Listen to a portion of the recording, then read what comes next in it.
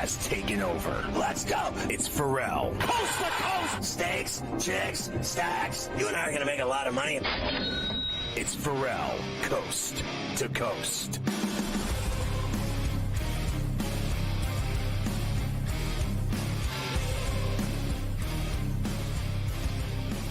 It's unbelievable, Carver High. It's 80 degrees here today in New York City, and it's October 21st, and the world is changing, as you know. I'm hoping that it continues to get warmer and warmer to the point where New York City becomes Miami by 2032, and that every year we never see snow or rain.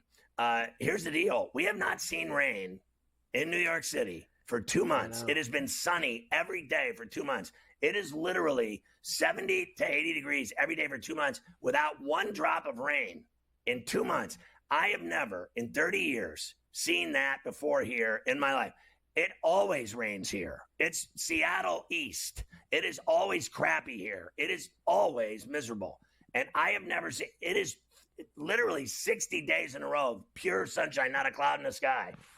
And it's unbelievable. So the Cape Cod Open, I am predicting 68 and sunny, even though it's colder up there than here. And it's getting later and later. You're near Halloween, as you know.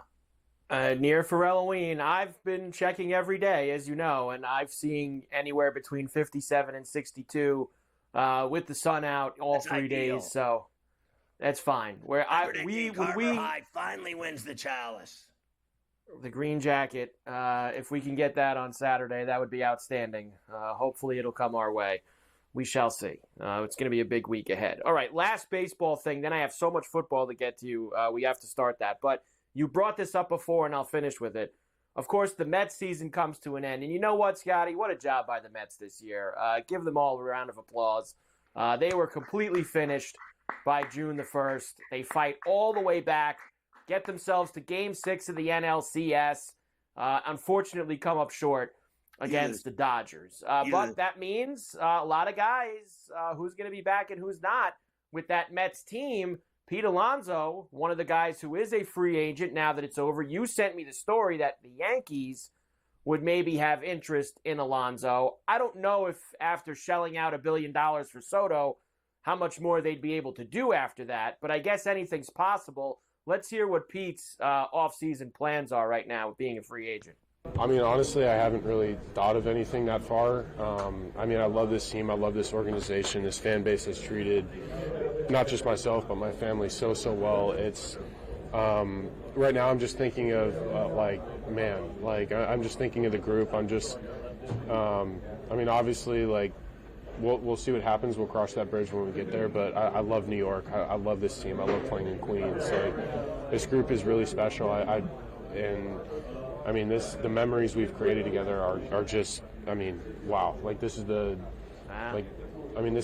why we play baseball. Like, to be able to have that togetherness, to be able to go far, face adversity, overcome it. Like, this team's really special, and like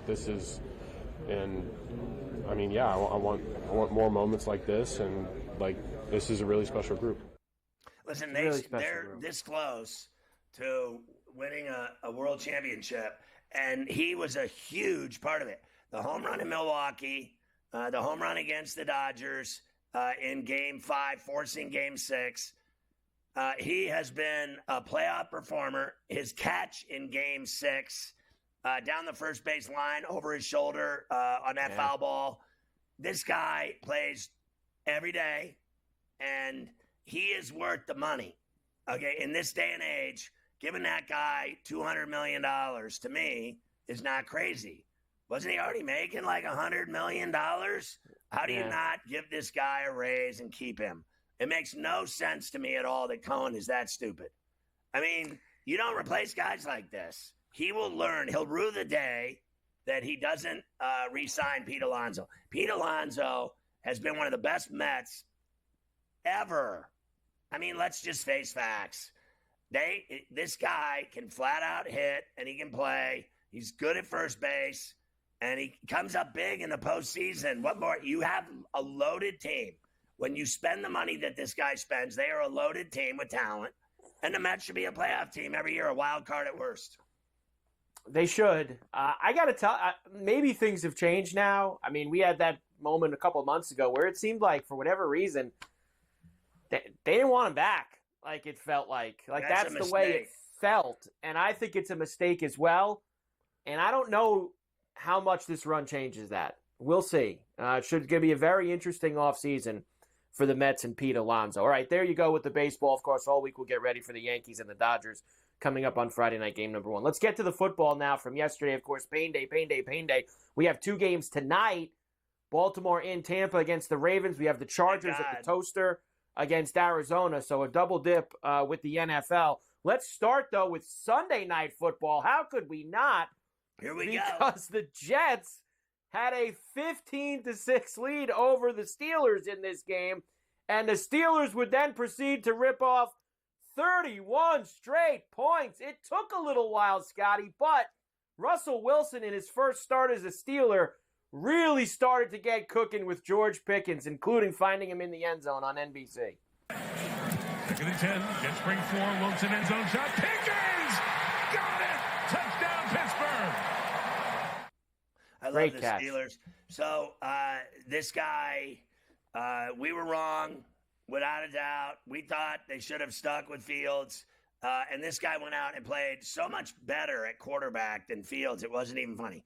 We know that we're right about one thing about Fields. He can run, and he can break ankles, and he can score tutties on the ground, which is just as good as throwing them. He is not the passer whatsoever that Wilson is. Wilson sees the field differently, and he used 6 different receivers. He spread it around beautifully. He didn't put up gigantic numbers, but he threw for 2, and he got Pickens happy. That guy has never been happy since he's been a Steeler. At the end of Roethlisberger's career, he was throwing bombs to him. But Ben couldn't run. He's a lot like me now playing basketball. He became, his wheels fell off. His arm never did. It was his wheels. So now he finally has a guy that can throw him the ball. So I think he's happy. And I'll tell you what it's done is opened up the running game. I said that earlier. Najee's had a back-to-back 100-yard games. They haven't had back-to-back 30-plus point games since the COVID year in 20. The Steelers are, it's like Gabe said, they're a playoff team.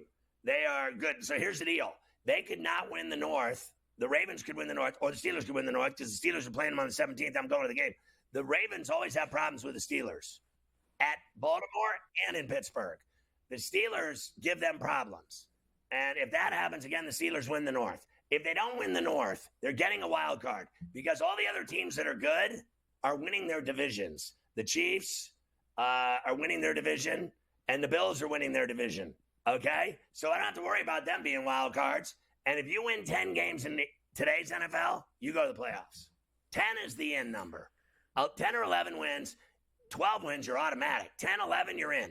That's it. That's all there is to it. Because do the math. There's so many teams that lose on a week-to-week basis that they don't win 10 games.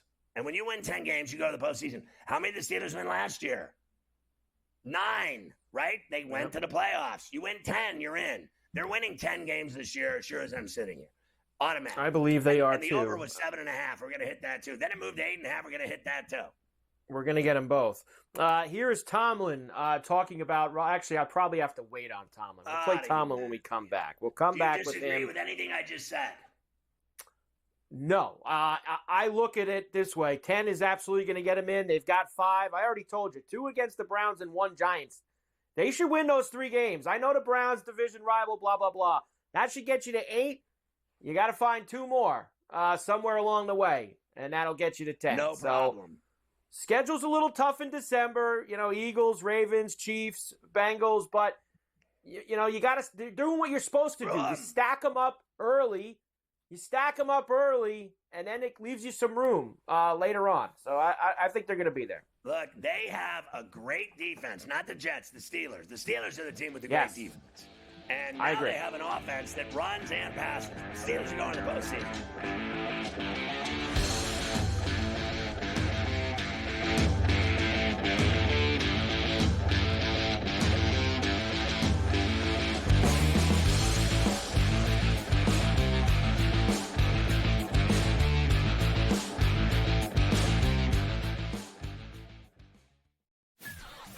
That kid on the 2-point conversion play was wide open on the right side of the end zone, and the kid threw it about 15 rows over his head. People crystallized Georgia and Alabama. They put them on the shelf above everyone else, and they're just not there this year.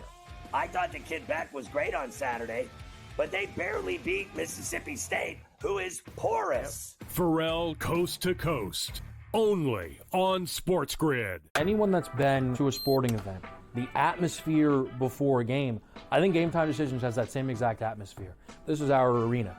This is what we do. There is going to be an energy to Game Time Decisions that you will feel night in and night out. The excitement you get when you lock your bets in, when you're figuring out what you want to do, we can zone in on the biggest games each night. I want this to be the place that people come to before the games start so they feel as ready as possible to lock in their cards. We are going to hit every single one of those markets that you need to know about. We're going to go through every single thing, and I've got a great team behind me that's going to help me get the job done. There is not going to be a better place, I promise you, than Game Time Decisions to get that new information, react to it, and be able to then bet accordingly. We will have everything at our disposal, and we will use that to our advantage. I'm Kevin Walsh. Tune into Game Time Decisions from 6 to 8 p.m. Eastern on SportsGrid.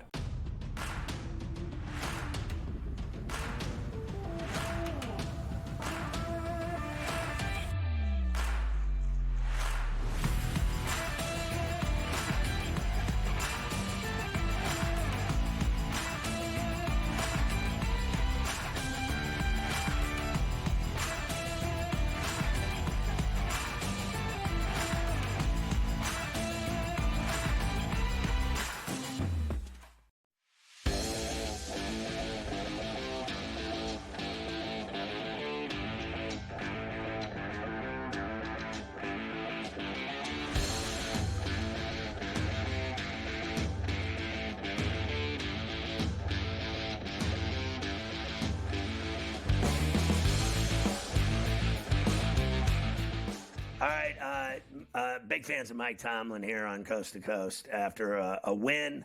What did the coach have to say? I bet he was very happy. He said he was going to wear that sweater. He's going to wear the sweater. If you destroy my sweater. And he put it on. He said he was going to live with the decision that Russell Wilson would be a starter. And he certainly seemed very happy with that decision. It was the first question he was asked last night after the game. How would you evaluate Russ tonight? I thought he was excellent. I thought he got better as the game went on, man. But I'm not surprised by that, man. It's been a while since he's played some ball, but I thought he settled in, knocked the rust off, man, and distributed the ball around and played well. Is part of that wanting to see how guys respond to him, how the team plays with Russ under center? Yes. Yes. He had a couple good ones last night, like really short ones, like hard to play ones. Like somebody asked him about Russ, the keeper, the getting the touchdown, the 1 yard of first down. Like they gave this big explanation about the play, and Tomlin just looked at the reporter and goes, "Yeah, it was just a quarterback sneak. That's it. It was just a quarterback sneak. Like let's not, let's calm down. It's not that serious." This went very well for him last night. He looks like roses today. He wanted to see Russ in there. I'll say this too. I thought Russ looked good. I did not expect to see him throwing the ball that well. And the main thing was getting it to Pickens, which is what everybody wants him to do. So Russ is going to be the guy now. You know that. This guy, it's Russ's team. Last year, he threw 26 tutties and 8 picks. I'll take that every day. I'll take that every day. Had a good year. On the other side of the coin, of course, the New York Jets, they're in a hole now, Scotty. They got all kinds of problems because after losing at the place the Steelers play last night, they are 2-5. Last year, Rodgers got hurt on the opening possession of the season. They had Zach Wilson at quarterback, and they were 4-3 after 7 games. This year, they are 2-5. Let's hear from Aaron Rodgers. He had a lot to say last night. But this was, I thought, the most telling comment that he made, that he thought the team was flat going into the game last night. Well, it's a belief. You You got to have culture changers in the midst of the talent to steer things in the right direction. And there's a lot of us leaders that try and do that week to week, but it comes down to each individual making the right decisions during the week preparation and going out and playing as well as they can and trusting each other. I mean, I've been loving what the messaging that Brick's brought to us, and we had 3 great speakers last night at the team meeting, and the energy seemed really good, but for whatever reason today it just kind of seemed a little flat in warm-ups. I mean, Sunday Night Football on NBC, we only show on TV. I live for these games, and I just don't quite understand why the energy was a little bit flat. Well, you know what's funny? I don't really, frankly, think he played that poorly, except for the 2 picks to the same guy.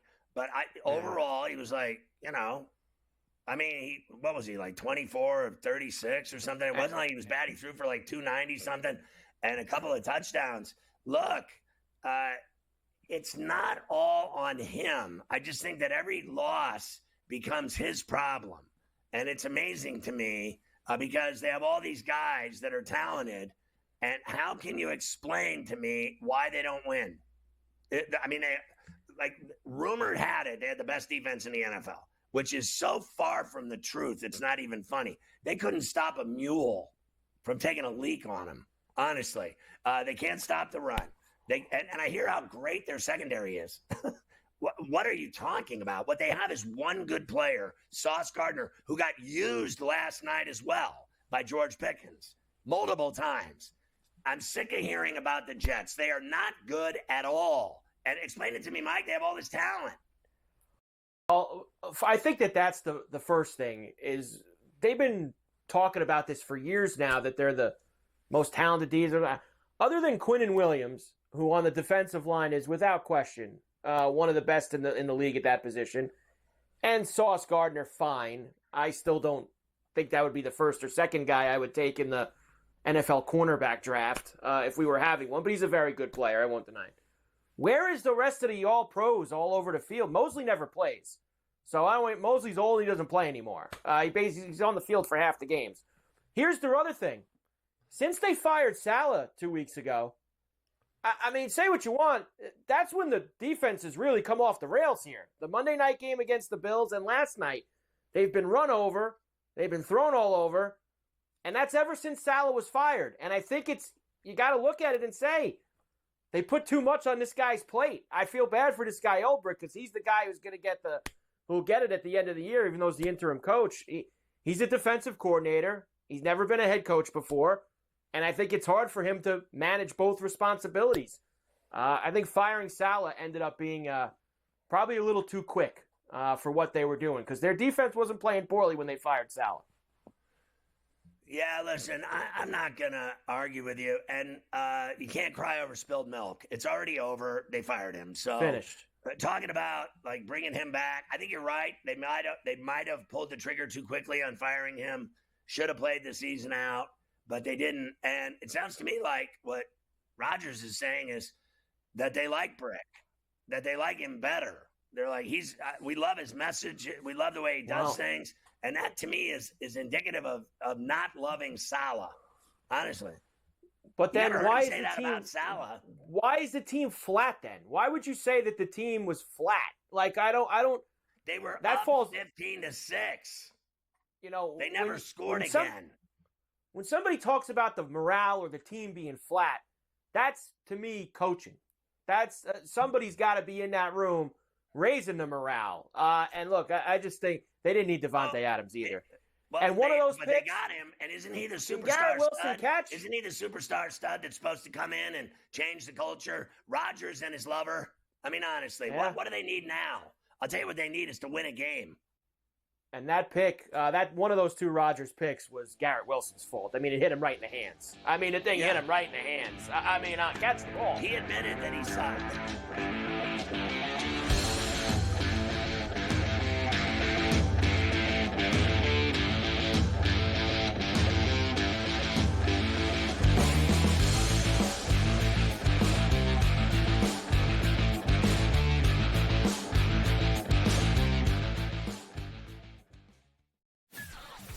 That kid on the two-point conversion play was wide open on the right side of the end zone, and the kid threw it about 15 rows over his head. People crystallized Georgia and Alabama. They put them on the shelf above everyone else, and they're just not there this year. I thought the kid Beck was great on Saturday, but they barely beat Mississippi State, who is porous. Ferrall Coast to Coast, only on SportsGrid. Anyone that's been to a sporting event, the atmosphere before a game, I think Game Time Decisions has that same exact atmosphere. This is our arena.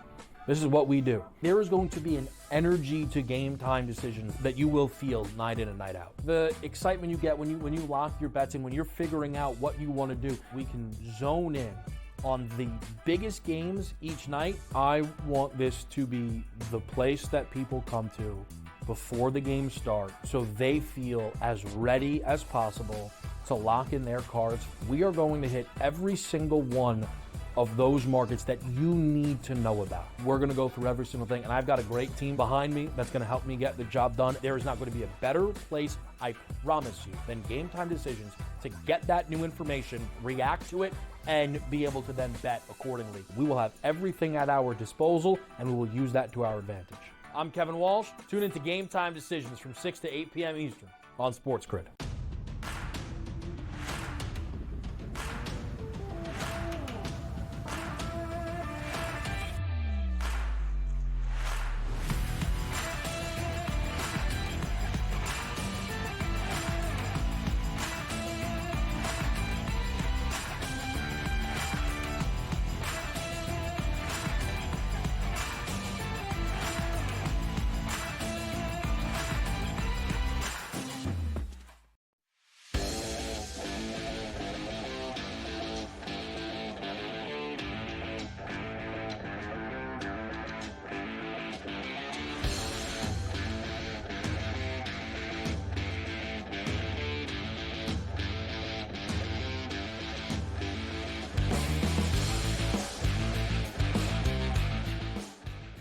Mike. So I just wanted to say that Wilson last night broke a record that stood since 1957 with Earl Morrall being the highest yards thrown by a Steeler starter making his debut with Pittsburgh.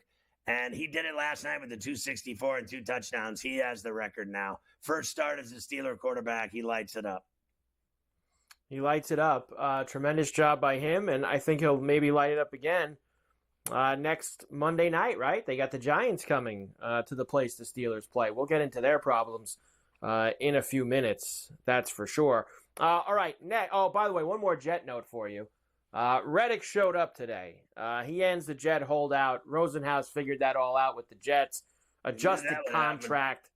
Of course. You knew once Drew got in there, he'd figure it all out. So, too little too late, though. They're 2-5. So we'll see how much that goes for them here moving forward. The Chiefs beat the 49ers 28-18. I guess we just never learn our lesson, right? Going after the Chiefs. They are now 6-0. 28-18 final. Brock Purdy had a very tough day. He threw 3 picks, all of them deep in Kansas City territory. Now, to be fair, he also lost basically everyone who plays for him. I mean, these guys never play. Debo left. Ayuk suffered a season-ending knee injury, so he's finished for the year. Here's Kyle Shanahan breaking it all down after the loss. Tough loss, and you have one more game before the bye week. What was the message that you delivered to the team? What do you want them to take away from today? I want them to say less today. There's no way to sugarcoat that. We got our ass kicked today. Lots of reasons for it, but those are things that they don't need to sit and think about today. We'll address all those tomorrow. We'll get together. We'll go through the truth of the whole tape and, be hard on each other and find a way to put it to bed so we can come out here and make sure we put our best foot forward and find a way to get a win versus Dallas. So they'll never beat the Chiefs. They never have. They never will. So they're not winning another Super Bowl as long as Patrick Mahomes and the Chiefs are in the playoffs. If that team gets to the Super Bowl and the Niners are in it, they're losing. They cannot beat the Kansas City Chiefs. That's the end of it. And then I know you're going to give me this story about Brandon Ayuk. And I got to tell you, after the pain in the ass summer I had with this guy, with all of he wants to play for the Steelers, and are the Steelers going to trade for Brandon Ayuk? It was every single day for 3 months. And then in training camp, it only got worse. And all of it was to manipulate the Niners into a new deal. And what happened to him? Done. Finished. Knee injury. Done for the year. No good. You lose. And that's usually those injuries also. That'll probably, I know they come back a little faster. That'll probably spill into next year too. Listen, you can never tell when these things are going to happen. But when you don't do anything the entire training camp, because he walked around carrying his bags and didn't do, and then you start playing games for real. Sometimes those guys get hurt, and that's he did nothing. Precisely. He did absolutely nothing. Zero. For the 49ers this season. It's like he never caught a pass. And here's another one for you, too. And look, this is the second time this year with the Niners, so that's why I'm bringing this up. We live in a day and age now where this league is connected with all these sports books, okay? All of them. And the props are a serious thing. There's a lot of money being bet on these props. NFL injury reports are supposed to, you got to get information out there. Samuel yesterday played 3 snaps. He was sick. He didn't play. And that, there was nothing said about that beforehand. And I know the Niners don't care that everybody bets on this stuff, but we do. We care about it. They did this stuff with McCaffrey the first week of the season. Everyone thought he was playing, and then an hour and a half before the game, he didn't play, and he still hasn't played this year. And now Samuel, everything's fine. Oh, no, by the way, he's sick. He's sitting there with oxygen on your sideline. He doesn't play. You bet a bunch of props on Deebo Samuel, and you're screwed. It's unfortunate, and it sucks. And it sucks for the bettors who bet props. But they need to be better. That's twice this year with the Niners. Didn't divulge stuff. They could have had the day before his injury report that he was sick. They could have went and did that.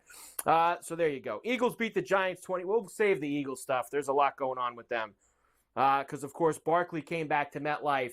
And as you thought was going to happen, John Mara absolutely ran it down the Giants' throat all afternoon at MetLife. And then you compound that with the fact that they embarrassingly couldn't move the football all day. And their offense was an absolute disgrace against the Eagles on Sunday afternoon. So we'll do all that. Do to them?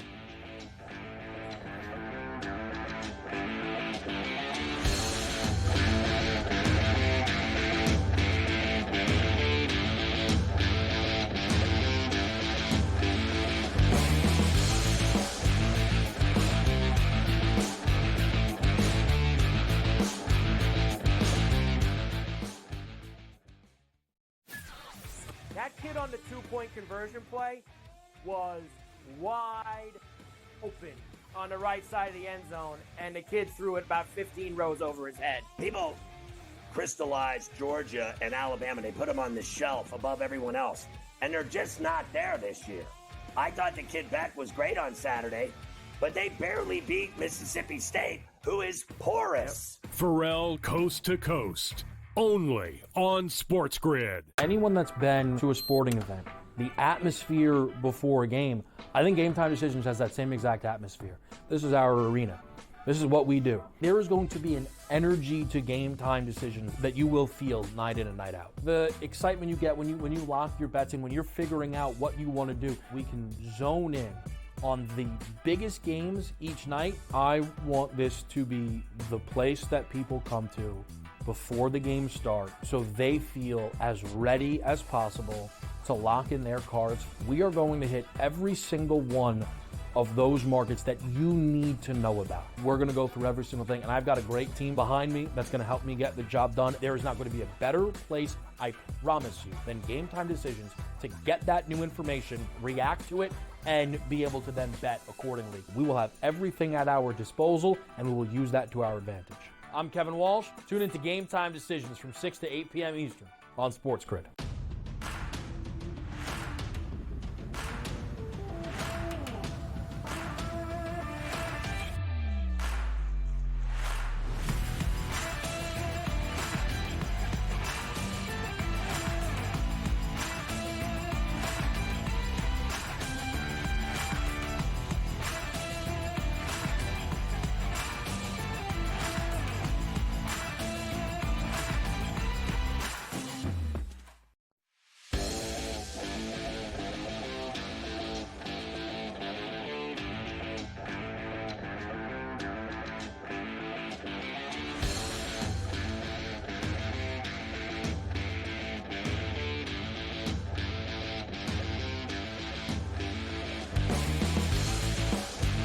What a facial by Saquon against the Giants. I mean, he just absolutely went off on them. He certainly did. How about 176 yards and a tutty as the Eagles go into MetLife and win 28-3. The Giants had 119 yards of total offense. They were absolutely pathetic. Here is Barkley after the game talking about the win. Saquon, now that this game is behind you, what did it mean to you? To be honest, I'm so happy this game's over. I don't think I should get, besides today, any more questions about the Giants. But like I always said, thankful for the organization. They're the team that drafted me. Still got nothing but love and respect for all the guys over there. But I'm happy to be Eagle, and most importantly, we got to win today in division against the division rival. And now it's on to the next one. There you have it. That sounds nice, and it's just like where he thought he wasn't going to get booed, which they booed the hell out of him when he came out of the tunnel. What he doesn't understand is though he's going to be there every year. He went to one of their hated rivals. Like it's not going away. Like every year when he goes to play the Giants at MetLife, he's going to get questions about playing the Giants. So he's going to have, that's part of the gig, leaving and going to the Eagles. You know, you're going to always be asked about that connection and that rivalry, especially when you stuff it up their rear end for 176 yards when you go in there. So good job by him. On the other side of the coin, though, the Giant offense, they have really, you talk about blowing a couple tires the past few weeks, 119 yards of total offense. They benched Daniel Jones at one point and put Drew Lock in. That didn't really go much better. Dable did say after the game that he's going to stick with Jones as the starter. I even saw him say that this morning too, but here he is talking about the struggling offense. What's wrong with the offense right now? Obviously, you said 119 yards in a game. Yeah, just not good enough all the way around, Jordan. Is there anything that you look at and say that this area is we need? Well, the two areas that we continue to work on, actually three over and over again, are third down, red zone, and explosive plays. And another game where I don't know what our longest play was. It couldn't have been too long, 14 yards. I don't know what it was, but it's hard to generate points when your longest play is 14 yards, or your longest play last week is 15 yards. So you can do that one of two ways: catch and run, things like that, or push the ball down the field and give our guys some chances or go up and make some plays. We're continuing to work on that. Those are two areas that we put a lot of time and effort in, and we're not getting the results. It's not equaling the work and the effort that we're putting into it. So, those are two areas. Listen, this guy's in trouble because I think Mara's getting sick of him. He's the one that, they brought him in there, and he had a good first year, and now he's had 2 nightmare seasons in a row. And, I mean, they are anemic. And I'm not sure that Shane will get whacked, but I'm starting to think the odds are increasing that Dable will. Now, look, he might give him one more year because usually, in my view, they give him 4 years. When they do these 5-year deals, they'll give him 4 years. But this guy is just as bad as the last 2 they've had. I mean, he is just as bad as the last 2 guys, Judge, and what was the other guy's name? He was so awful. The one before Shermer, and the one before Judge. Here's the only thing that I think is going to save these 2 guys.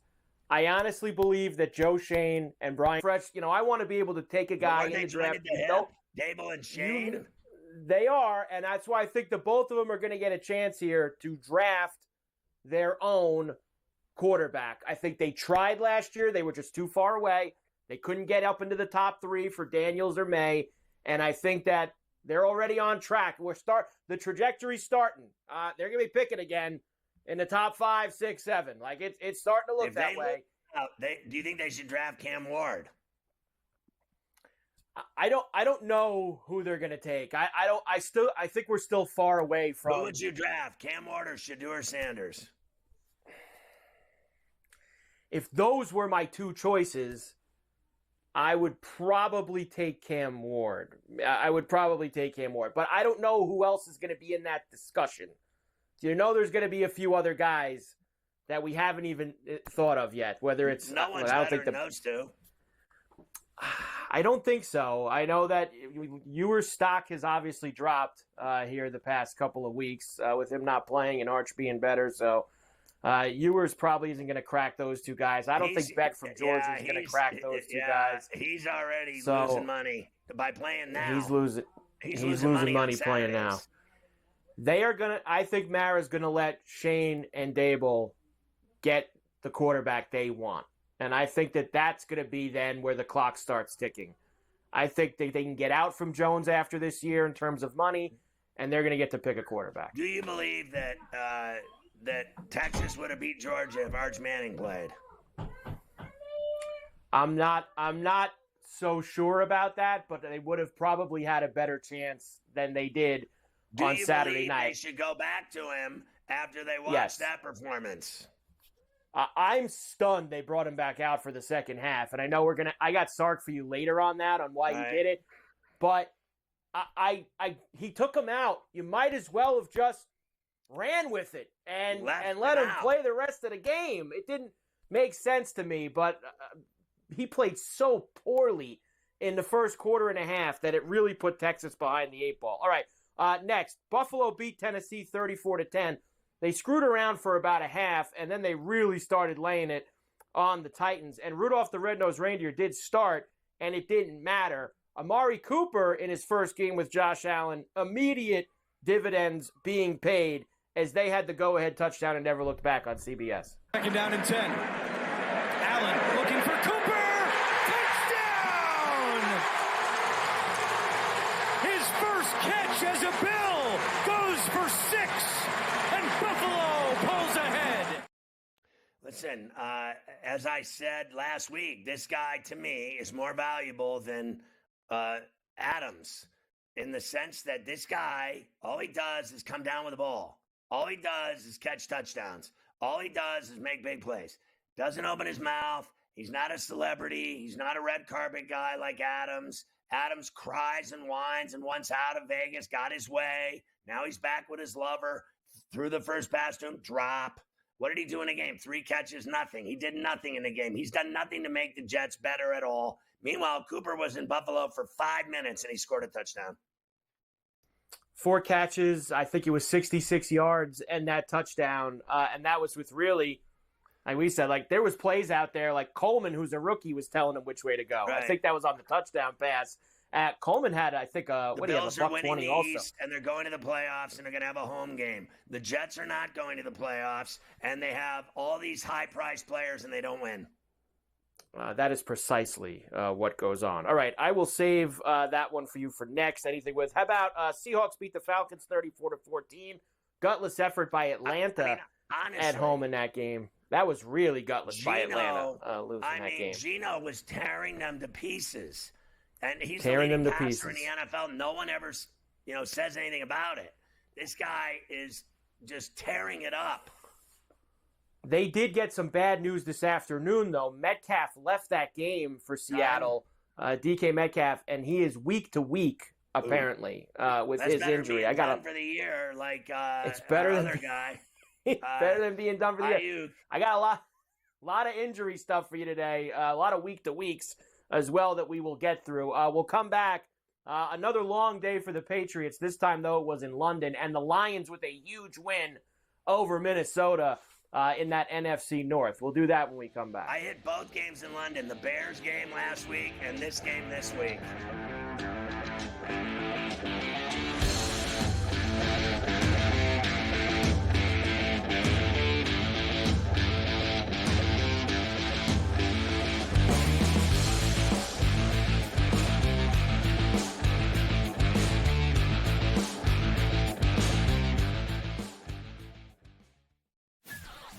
That kid on the 2-point conversion play was wide open on the right side of the end zone, and the kid threw it about 15 rows over his head. People crystallized Georgia and Alabama. They put them on the shelf above everyone else, and they're just not there this year.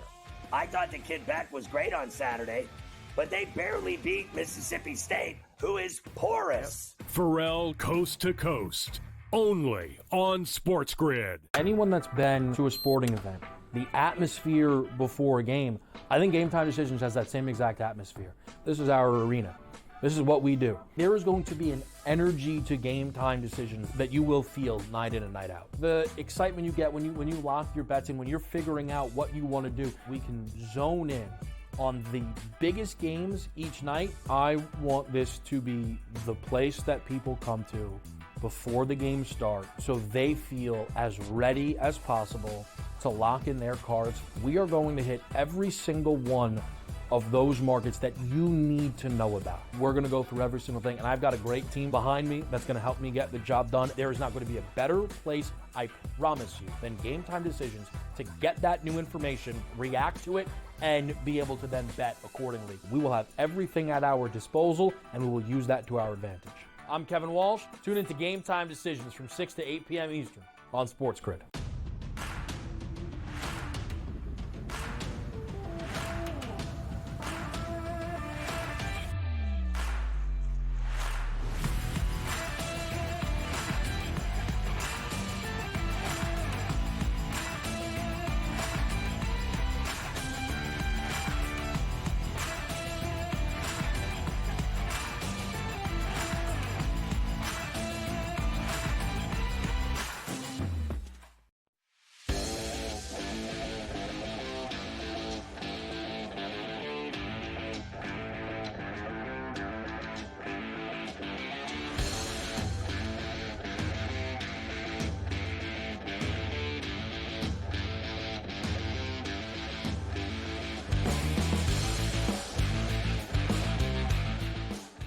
So I had that Bears over to Jags, boom, that hit. Then I had the Jags over to Patriots, boom, that hit. And I thought both of them were easy money, and that was before the 1 o'clock games. That was breakfast at Tiffany's. It certainly was. 32-16, the Jags do get themselves a win over there. The Patriots fall to 1-6, so they are a long way from that opening win week in Cincinnati. They've lost 6 in a row. Here is rookie head coach Gerard Mayo. Let's just say, Scotty, telling us like how he really feels about his team after the loss. Disappointing game. We came out, we started fast. What I would say is, look, we're a soft football team across the board. We talk about what makes a tough football team. That's being able to run the ball, that's being able to stop the run, and that's being able to cover kicks, and we did none of those today. They controlled the ball for most of the day. You know, their run game averaged over 4.5 yards a carry. Our run game, not sure what the average was, but it wasn't good. Look, back to the drawing board. I mean, we can't sit here and pout. We just got to put a game together. Yeah, back to the drawing board. We suck, and we have to get better. Now, he, of course, that ruffled a lot of feathers, that comment in the New England area this morning, calling the team soft. So what? So he has already walked that back when he did his weekly radio spots this morning up there in Boston. What a femme. Why did he do that? He said, I wasn't calling the team itself soft. I was calling the way we played in that game soft. I know I have tough players on the team.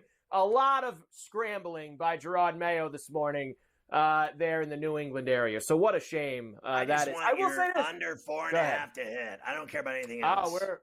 We're getting there. We're getting there a lot quicker than I thought after they beat Cincinnati the first game. But I will say this, second week in a row, I don't think May's that bad. May's actually, he's okay. I mean, the rest of the team sucks around him. But I actually think May can play. Keep playing him. He should never not start again. In fact, they'd probably have more wins if he played since the beginning of the season. If they would have played him the first 5 weeks, he probably would have gotten him a couple of wins. Lions beat the Vikings 31-29. Hell of a game in Minnesota. This was one of my favorites as well. Here we go at the end. Now, the Lions had a lead in this game, Sky. They gave it back to Minnesota. Minnesota was up 29-28. Jared Goff drives the Lions down the field. Jake Bates, who with the winner on Fox for the Lions. From 44 for the lead. Bates has delivered. Detroit is on top with 15 seconds left. I mean, this is clearly, in my view, the most dangerous team in the NFC. I agree. I think especially with how sloppy and injured the 49ers have been over the first 7 weeks of this season, I think the Lions are the best football team in the NFC right now, and rightfully so. Big win for them on the road in Minnesota. They now lead the NFC North with that 5-1 record. Goff in his last 10 quarters, 48 for 55 for 763 yards, 7 tutties, no picks. His passer rating, a $155.1. That is sensational. And I usually give you the MVP and the award stuff on Tuesdays and Wednesdays. I'll give it to you tomorrow. I think he's 4th now on the odds board for the MVP. So Goff has been moving up every week with how well the Lions have been playing. That's for sure. Packers. Wait, do they still have Mahomes with his? He doesn't even throw touchdown passes anymore. He's still the leader. He hasn't had a good game He's the the whole leader, year, and they're 6-0. He's the favorite for the Goff MVP. is playing so much better than him. It's not even funny. I would put Goff first. I think there's a bunch of guys. I think there's 2 or 3 guys maybe that have played better than Mahomes so far this year. But because he's Mahomes and because the Chiefs are undefeated, he's the favorite. I think Allen's played better than Mahomes. If you cover a guy, I think Allen has. And I'm not being a homer with that. Burrow doesn't. Burrow's 3 and 4. Burrow's played well. His team just sucks. That's Burrow's problem. Packers beat the Texans 24-22. Also a back-and-forth game. Now, very unfortunate if you had the Packers minus 2.5 in this game, but it did take. That's the worst, right? You see a 2.5, you're like, oh, these games never end less than 3. We're going to be all right. Yeah, unfortunately, this one did. 24-22. Jordan Love took them down the field and got them the win. Here is Matt LaFleur on the game-winning drive from Jordan Love. What did you think of the way Jordan handled the last drive? I just talked to him about it. That's his superpower. No matter what's happened, whether good or bad, he continues to fight and be resilient, and just the moment's never too big for him. But I thought that was huge for him to be able to take us all the way down the field and get an opportunity right there to kick a field goal. Hats off to him. I mean, you can't argue with it. He's starting to get his groove. Packers right there with the Lions and the Vikings, 5-2. They're both 5-1. Packers are 5-2. So the competitive NFC North, as we mentioned, continues. The Lions are better than all those teams. The Lions are better than all those teams. I'm going to save this for the next segment because the Myles Garrett, you're probably going to spend a couple of minutes on that. Colts beat the Dolphins 16-10. I just watched a little bit of Tua during one of our breaks. Tua spoke this afternoon to the media in Miami. He's going to be back this week. He's coming back. Their return, once he practices Wednesday, he's out of concussion protocol, and he's probably going to start against Arizona on Sunday. He had a lot to say today about his concussion and coming back that I'm going to play for you tomorrow on Coast to Coast. Well, one of the things that he said was, kind of dramatically, was that he wants to play until he's dead. Like he doesn't care. I'd rather die than quit playing football, is what he said. He said, I'd rather play and die than quit playing football. I appreciate everybody's concern for my well-being, and basically in so many words said, I don't care. I'm going to keep playing football. They asked him if he's going to wear the cap, the Guardian cap. No, personal choice. I'm not wearing it. So he's rolling, and he's getting back out there. Tua will be back. And he is stupid. And his life is on the line. He's going to have a miserable life. He's going to be brain dead.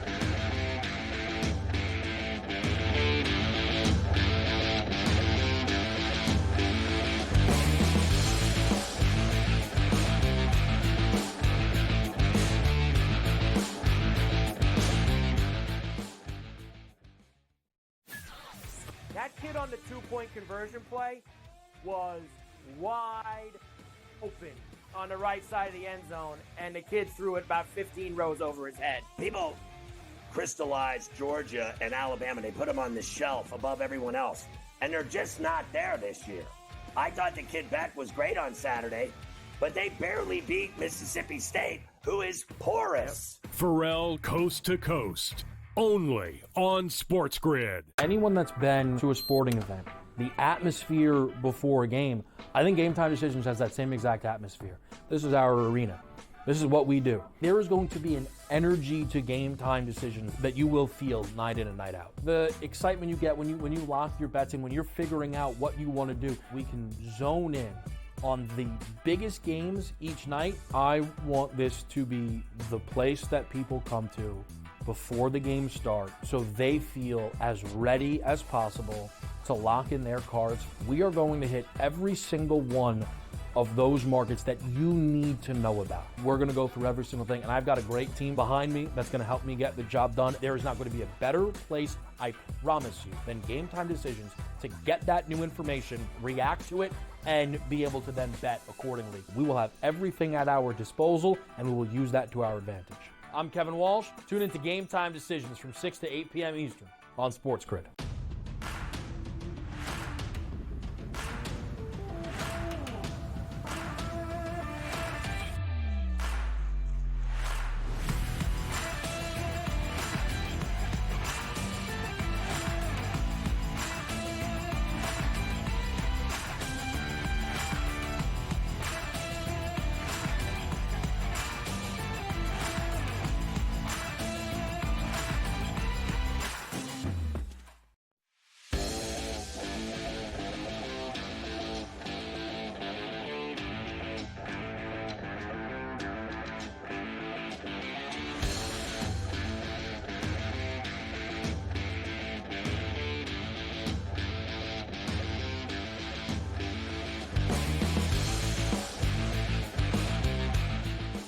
So really the story was the Bengals beat the Browns, but the story was the Browns.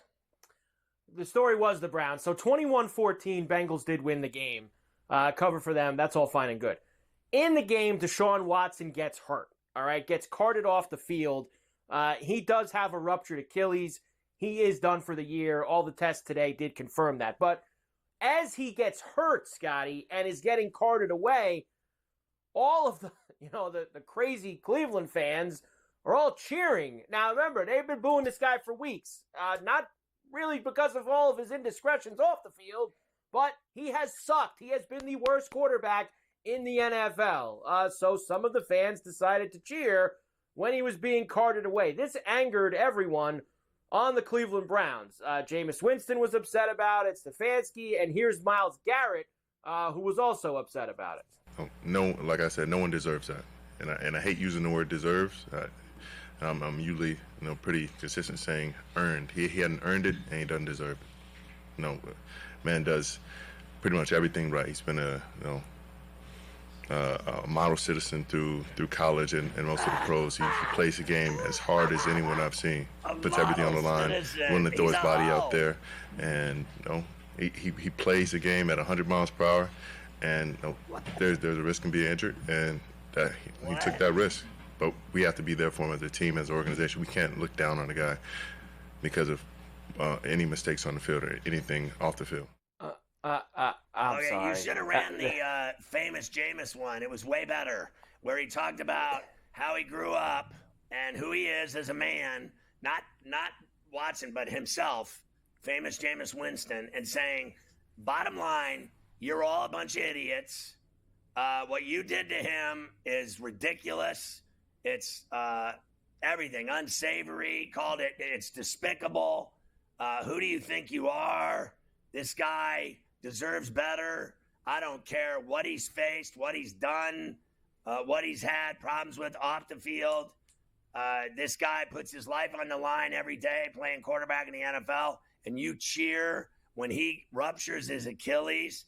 And you guys are all a bunch of idiots. And I hate all of you for it.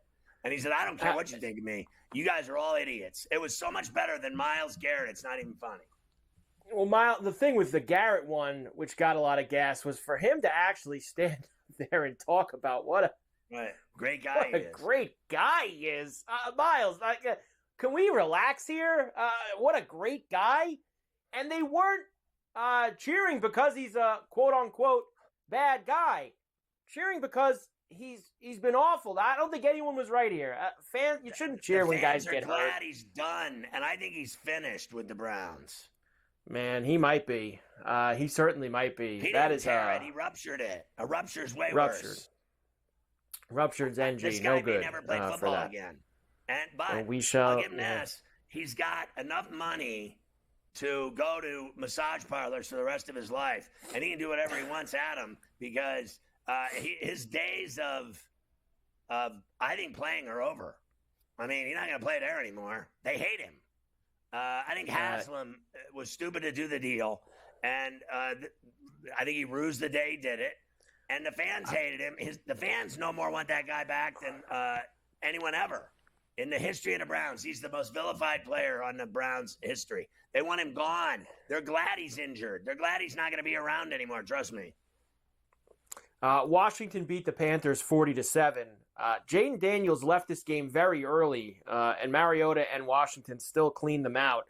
Now, he left with a rib injury. Rib cartilage is what it sounds like. He got more tests today. I just saw Dan Quinn say week to week, which is just like when you're week to week, that means you're not playing this week. You're probably not playing the week after that. They're going to probably be without Daniels for some time. And I know it looked nice yesterday, Scotty, but they ain't playing the Panthers every week.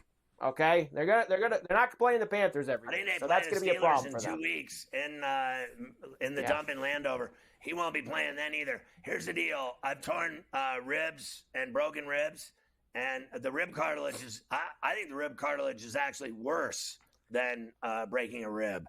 You literally can't even. Let me just explain. Getting out of a bed, a car, or up from a toilet is very taxing. It is getting out of a car with rib cartilage tear is you literally have to have someone help you get out of the car. You cannot go anywhere on your own. That's how bad it hurts. I don't care if you play in the NFL. I don't care what you do. Rib cartilage tears, you are done.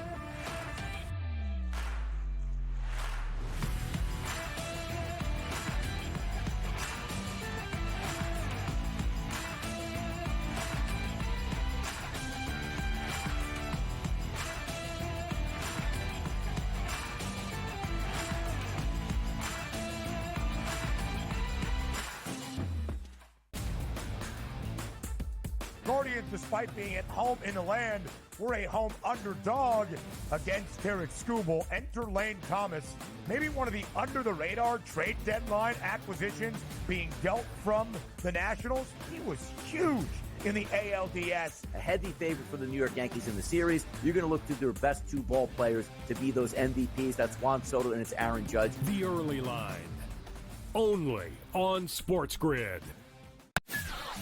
That kid on the two-point conversion play was wide open on the right side of the end zone, and the kid threw it about 15 rows over his head. People crystallized Georgia and Alabama. They put them on the shelf above everyone else, and they're just not there this year. I thought the kid Beck was great on Saturday, but they barely beat Mississippi State, who is porous. Ferrall coast to coast, only on SportsGrid.